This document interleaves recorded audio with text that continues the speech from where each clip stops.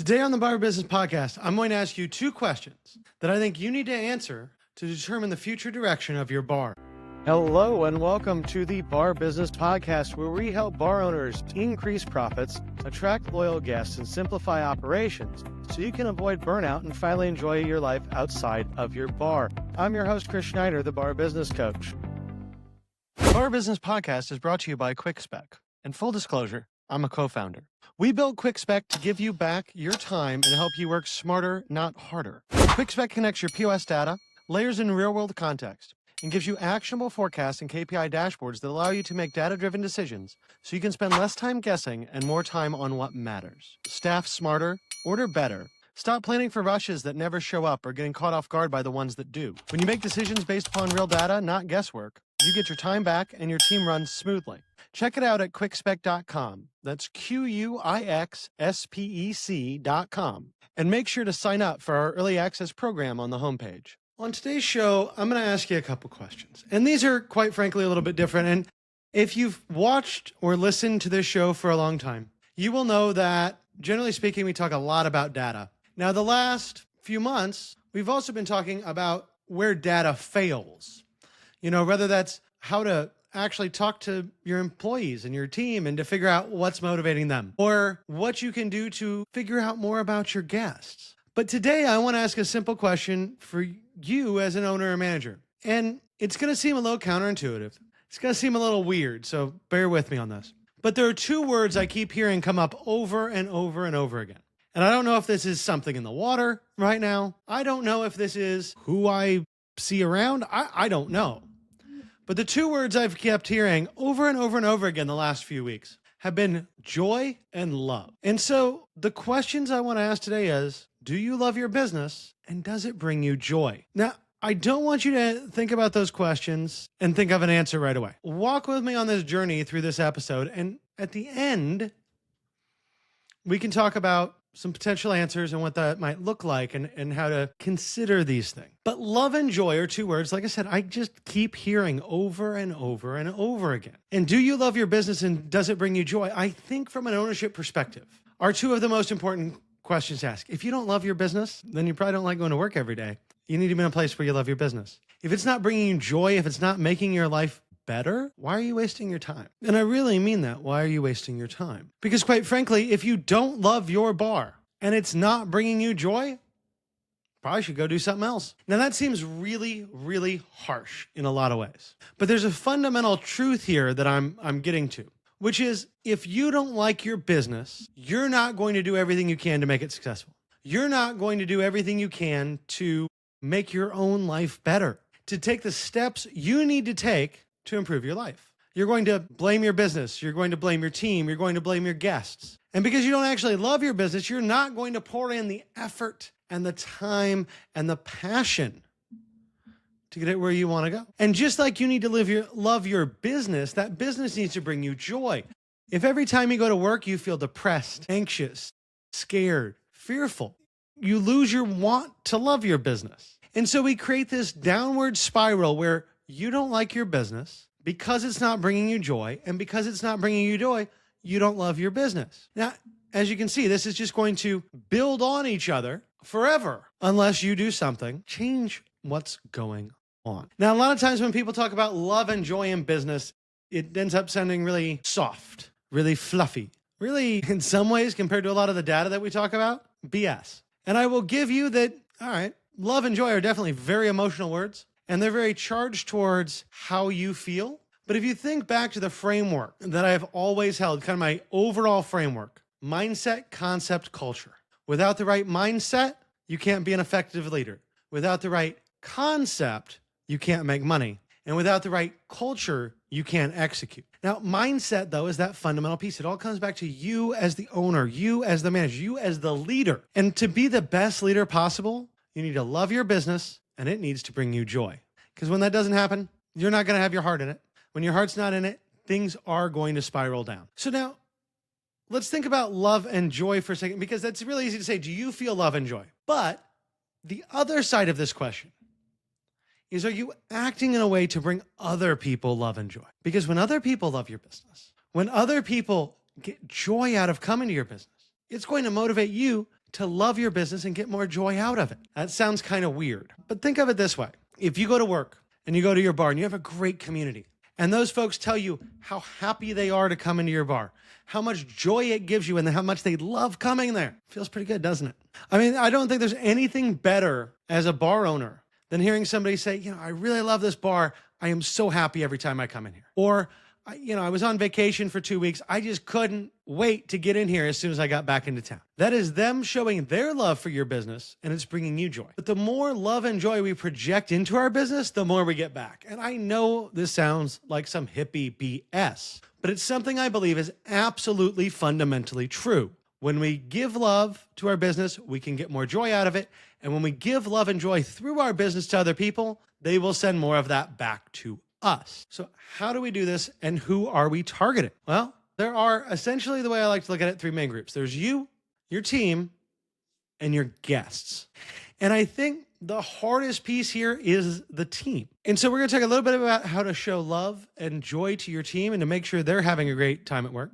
A little bit on how we're going to do that for our guests. And then we're going to wrap up by circling back around to you as the bar owner. Now, when it comes to your team, this is not an easy thing to do. It's really, really easy to get very annoyed by everything your team does wrong. Happened to me literally every day that I've owned or managed a bar, a restaurant, fast food, fine dining, all booze, all food, don't care. I am annoyed by the people that work for me at least once every day. And normally when I get annoyed, though, it was over something dumb. It was because somebody set all the tables wrong, or they didn't roll silverware the way I wanted to, or they forgot to check something and there was some minor issue. And I think frequently as ownership, when we interact with our team, we're expecting them, A, to know what's in our brain. Maybe we've trained them, maybe we haven't. So maybe it's our fault that they're not doing what we want. But B, we expect them to have some sort of magical divine knowledge of what we think they should do. And we expect them to act exactly the way we would in every situation. And when they don't, we get upset. And I say we because I have done this so many times. But the thing is, in a lot of situations, every person's going to react to them about a bit differently. We have different backgrounds. We have different personality types. We have different underlying psychology.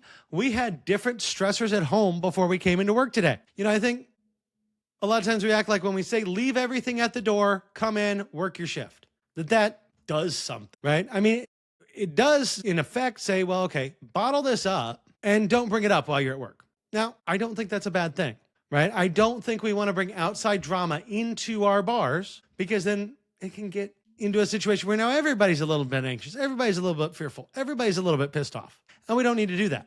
But we always need to remember that when we tell someone to leave it at the door, what we're really saying this is, bottle it up, don't talk about it.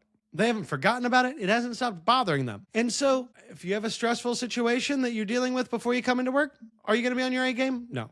Are you going to make simple mistakes? Yes. Are you as the owner probably going to get mad about those? Yes. I know I did over the years, many times. But what we have to look at is, if you love your employees, and trust me, I mean this in the most plutonic way possible, right? If you love your employees, you don't want to increase their stress. You don't want to make their life harder than it needs to be. And something I've challenged some people to do, and this is difficult, and it's frankly not something that most of us really feel comfortable with, and it requires a whole mental shift. Kind of think of your employees and be like, okay, if this employee were my kid and someone acted this way to my kid, how would I feel about it?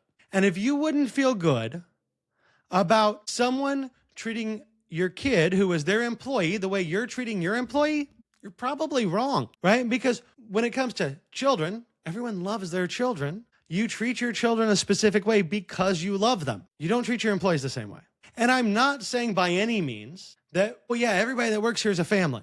Quite frankly, and this is a different topic for a different day, I think that entire line that we have said for years is total BS, because they're not your family, right? They may be your friends, but last time I checked, I owned bars for 8 years. I've been in hospitality for 20 before I started doing the podcast, writing books and stuff.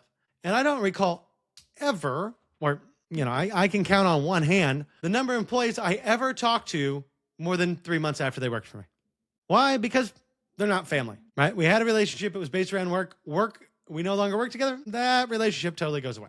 So they aren't your family in so many ways, but that doesn't give you an excuse to treat them differently than how you would hope someone treated your family as an employer. So if you don't think you'd be happy with the way your kids were being treated if someone doing the same thing as you was their employer, then you shouldn't treat your employees that way. I know this is a little weird, but it really is true. Think about how you treat your employees. They're not going to leave everything at the door. There is a lot here that you have to worry about. But if you really approach your employees with understanding, with compassion, with sympathy, and yes, love, guess what? They're going to respect you. When things don't go perfectly correct, they're not going to be as frustrated either. Because when they know that you care, when they know that you're trying as hard as you can to do the best you can for them, they're going to overlook small imperfections. They're going to overlook something stupid you did that caused them an extra 5 minutes of work. When they're in a bad mood, though, when you're not taking care of them that way, they are going to, well, let's be honest, talk to all the other employees about what an asshole you are. Because that's how restaurants work. That's how bars work, right? We're pretty chatty folks. So that is what's going to happen. Now, when you approach your employees with this kind of love, when you ensure that you're treating them the best way possible, like I said, they're going to be less likely to be mad about your mistakes. They're also going to get more joy out of their job. They're going to enjoy working for you more. And they're going to be more willing to go out on a limb for you. You know, one thing that's very true in this industry, and you can look at all sorts of different people and different establishments. I know some owners say their car breaks down at 4 a.m. across town. They could call up half their employees and be like, hey, look, I know this sucks and I am so sorry, but my car broke down. I can't get a hold of anybody else. Can you come give me a ride? And their employees would say, of course, I'll see you in a little bit. And I know a lot of owners who, if they made that same phone call, well, A, their employees probably wouldn't pick up. And B, if they did, they'd probably cuss them out. And C, when they asked them for help, they would just kind of laugh and hang up the phone. So when you get your employees to love their job by treating them with respect and care, then they enjoy their job more, they do a better job, they love working for you more, and net effect, retention goes up, turnover goes down, employee satisfaction goes up, guest check average goes up, productivity goes up, and all that data that we could talk about, and we will be, comes from the whole concept of make sure you treat your employees with love, with kindness, with care, so they get joy out of their work. It's that simple. Now, what about your guests? How do you show your guests you love them? And we've talked about things like this, whether it's birthday cards or holiday cards or buying a drink for your really good regulars every once in a while, or using your regulars for feedback on food testing, whatever that may be. By getting to know them, you show you care. And something we've talked about a few times in the last few months, know them. Know their dog, know their kids, know what sports their kids play, know what teams they're on. Have something you know about every single regular where you can go back to them, talk to them, and have a real connection. Now, I know a lot of owners that are relying on their team to do that for them. And I think that actually can work very well. Your bartenders, your servers, they're always going to know their regulars better than you are. That's just a fact. But I would challenge all of you, if you have not gone out and made the effort to really get to know your regulars and to really show them that you care about them, that you appreciate them, go do it. Because who doesn't love saying, I mean, even me in the industry, I know tons of bar owners, but I love going to a bar where I'm like, oh yeah, I know the owner. He's a great guy. Why? Because it just seems cool, right? We get enjoyment out of the fact that we know the place, we enjoy being there, we know they'll recognize us. And what does a lot of that recommendation say? When you go, I know the owner, it's a great place, we should go there.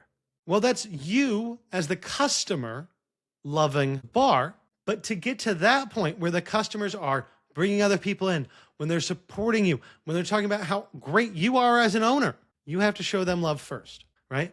If we want to lead with love so that everyone that touches our business gets joy out of it, if we want them in return, our guests, to love us and spend more money with us and bring in new regulars for us, we have to give to receive. And there are a lot of really complex frameworks that people have come up with over the years, particularly in self-help, in business books and all this. And I swear the simplest answer is if you give it, it generally comes back to you, right? Be the person who shows other people they care. Be the person who takes care of their regulars. Be the person that knows more about their team and their guests than anyone else. Make sure every day you're bringing them joy, and then it comes back to you. Now, I said we were going to circle back to you at the end, and that's part of it. But the other part of it is this, and this is really going to be a hard pill for some of you all to swallow. And quite possibly one of the hardest philosophical questions you can ever ask anyone, which is, do you love yourself? Are you taking care of yourself? Because yes, we need to take care of our businesses, but if mindset, if how you are as the owner dictates everything else down that pipeline, are you taking care of yourself?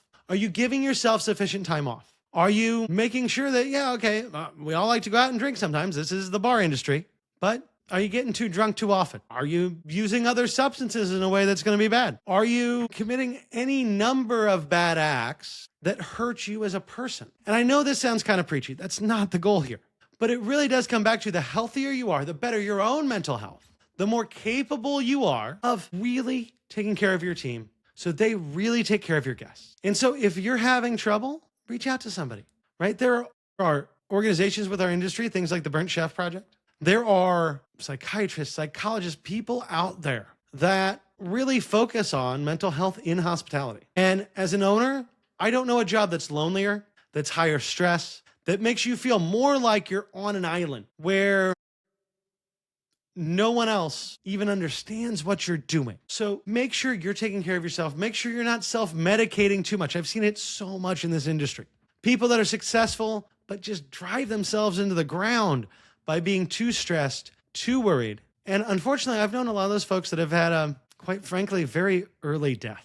Died in their 40s or 30s even from things like liver failure or overdoses or just living such an unhealthy lifestyle, it spins them out of control. So that's the whole point of today. Make sure you love yourself and you get joy out of your business so that you can love your business and love your employees so they get joy out of the business, so they can love your guests and they can get joy out of the business, and they can return the love back to your business by spreading good word of mouth and bringing in new guests. That about wraps it up for today. If you enjoyed today's insights, make sure you like, subscribe, and leave a review. If you are ready to take your bar to the next level, schedule a strategy session with me by clicking the link in the show notes below. Until next time, have a great day, and we will talk again later.